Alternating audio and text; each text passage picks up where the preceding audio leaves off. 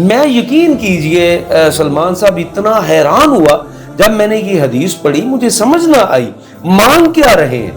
اللہ کے نبی صلی اللہ علیہ وسلم سے پوچھا، ایک بڑی کمال کی حدیث رسول اللہ صلی اللہ علیہ وسلم نے بیان فرمائی ہے لیلۃ القدر کے بارے میں، من قام لیلۃ القدر ایمانا واحتسابا غفر له ما تقدم من ذنبه۔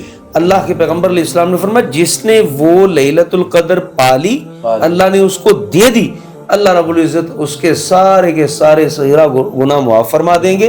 اور اس میں حضرت سید عائشہ رضی اللہ تعالی عنہا کے ساتھ رسول اللہ صلی اللہ علیہ وسلم بات کر رہے تھے، تو حضرت ام المؤمنین سید عائشہ صدیقہ رضی اللہ عنہا عرض گزارنے لگی، اللہ کے حبیب اگر وہ رات میں پالوں تو میں کیا مانگوں؟ اب دیکھیں نا آپ کی وہی بات کہ دنیا کے اندر ہم جو ہے نا وہ گم ہیں، محو ہو چکے ہیں۔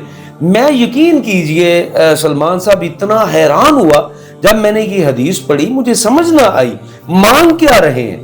اللہ کے نبی صلی اللہ علیہ وسلم سے پوچھا، اللہ کے رسول صلی اللہ علیہ وسلم میں مانگوں کیا اللہ سے؟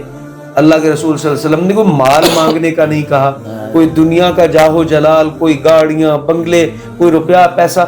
اللہ کے حبیب علیہ السلام نے فرمایا، اے میری پیاری حمیرہ سیدہ عائشہ رضی اللہ عنہا، اللہ سے دعا یہی کرنی ہے آپ نے، اللہم انک عفو تحب العفو فاعف عنی، اے میرے پروردگار تو بہت زیادہ معاف کرنے والا ہے، تیرا مقابلہ ہی کوئی نہیں، تیرا ثانی ہی کوئی نہیں، اور تو معاف کرنے کو بڑا پسند بھی کرتا ہے، تو میں تیری بارگاہ میں حاضر ہوں، مجھے معاف فرما دے۔